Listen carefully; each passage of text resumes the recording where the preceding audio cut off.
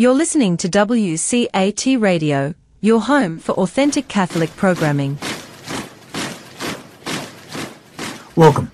My name is Frank Ambrosio. I'm the co-director of the My Dante project at Georgetown University. It's my great pleasure today to welcome you to a reading of Inferno, the first canticle of Dante's Divine Comedy.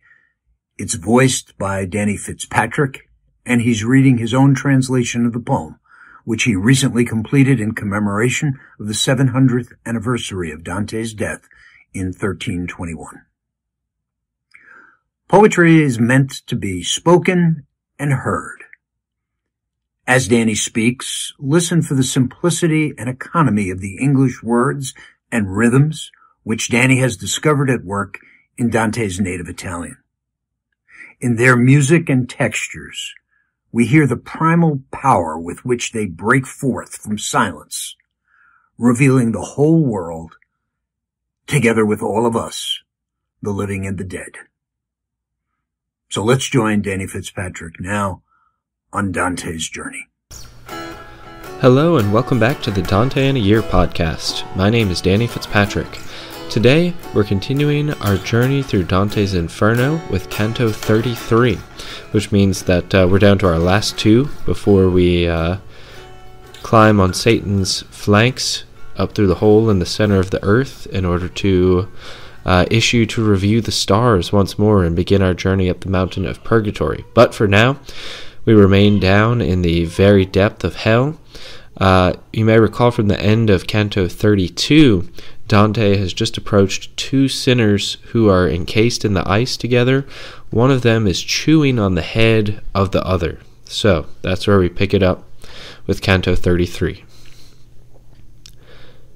He lifted his mouth from the fearsome meal, that sinner, and polished it on the hair of the head it had just broken from. Then he commenced, "You wish that I'd retell the desperate pain that presses my heart ever in my thinking before I've told it. But if my words should be the seed that bears infamy to the traitor I chew, you shall see me weep and speak at once. I know not who you are nor by what way you've come here below, but you seem to me when I hear you truly Florentine. You ought to know that I was Count Ugolino, and this is the Archbishop Ruggieri. Now I'll tell you why I am so near him. That through the effect of his evil plans, having placed faith in him, I was seized and put to death, there's no need to say. But that which you cannot have gathered, that is, how death was cruel, you will hear, and you will know if he's offended me. A little hole within the mew, which for me bears the title of the hunger, and where still others shall come to be closed, had shown me through its opening many moons already, when I had an evil dream that ripped open the future and revealed it to me.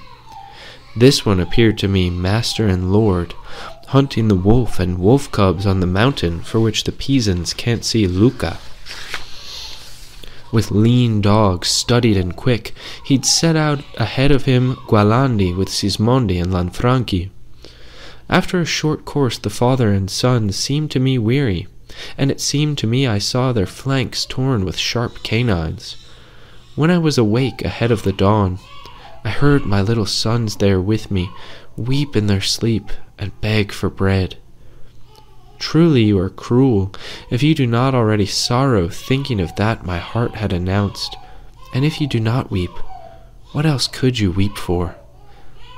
Now they were awake, and the hour pressed near that food used to be produced, and for his dream each one doubted. And I heard them below closing the exit to the horrible tower, at which I looked into the faces of my little ones without saying a thing.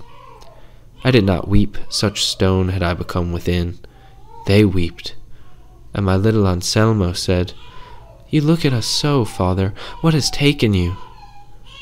Still I cried not nor responded all that day or the present night, until the next sun came into the world.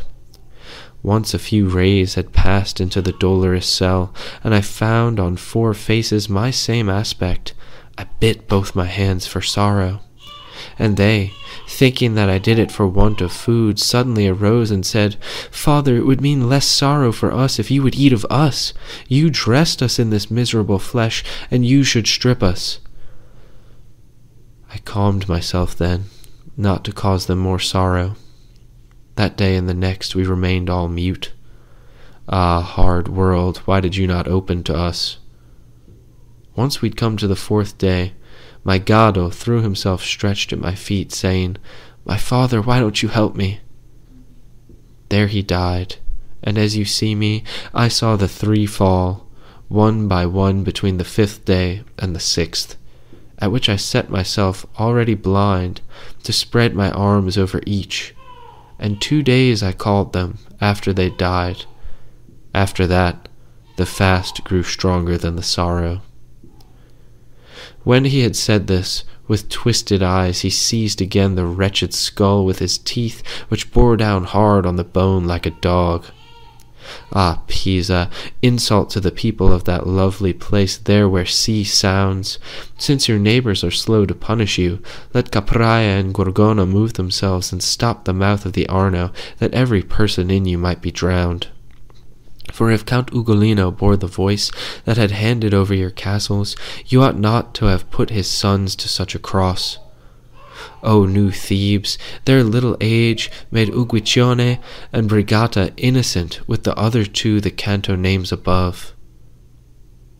We passed farther on, there where the ice roughly bundles others, not face down but all reversed. The weeping itself won't let them weep, and the sorrow that finds itself stopped at the eyes turns itself within to swell the anguish. Since the first tears form a clot, and there is a visor of crystal, they empty all into the cup below the brows.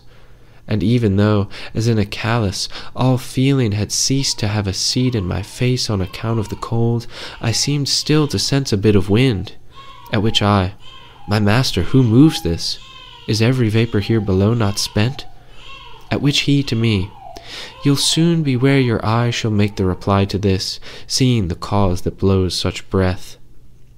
And one of the sad souls in the frigid crust shrieked to us, "O 2 cruel souls sent here to the last post, lift the hard veils from my face, so that I might vent the sorrow that swells my heart a bit, before the tears congeal again." At which I to him, "If you will that I grant this, tell me who you are, and if I do not deal justly, may I have to go to the depth of the ice." He responded thus, "I am Fra Alberigo. I am he of the fruit of the evil orchard, who here am paid back dates for figs." "Oh," I said to him, "are you now dead?"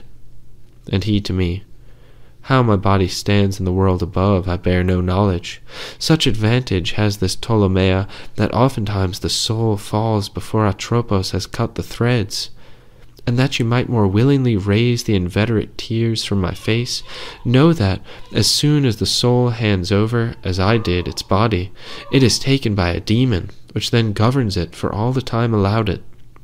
The soul reigns into this cistern, and maybe above it still seems the body of the shade that winters here below. You would know of it if you've come a moment ago.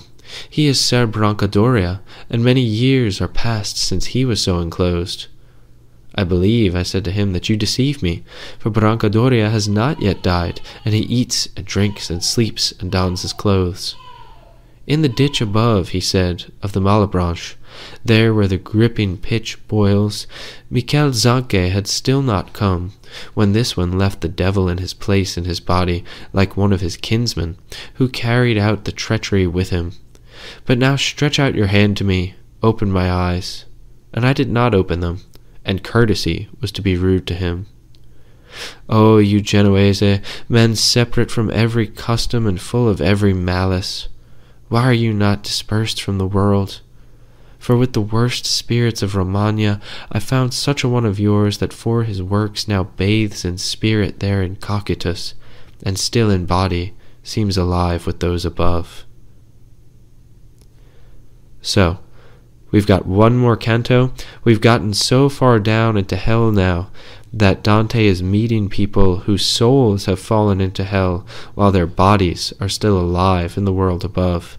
Of course, this is, probably some degree of myth-making on Dante's part, but it's a device to show us just how far we've fallen from the true path of human nature now. That path that Dante lost right at the beginning of the Inferno. We've now come so far away from it that people's souls are falling into the depth of hell before their bodies have even died. So, we'll go on, see the source of the cold wind that Dante is feeling somehow down in the void of the pit, and we will finish Dante's Inferno next time on the Dante in a Year podcast. Thanks for joining me, and I can't wait to see you then.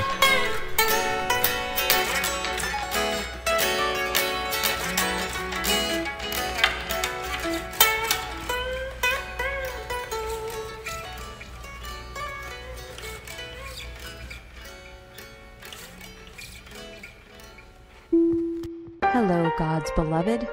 I'm Annabelle Mosley, author, professor of theology, and host of Then Sings My Soul and Destination Sainthood on WCAT Radio.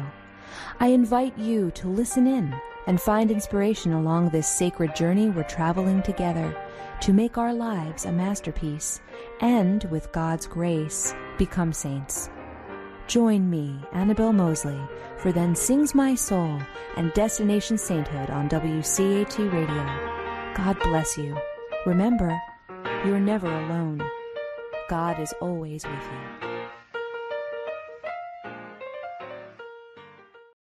you. Thank you for listening to a production of WCAT Radio. Please join us in our mission of evangelization. And don't forget, love lifts up when knowledge takes flight.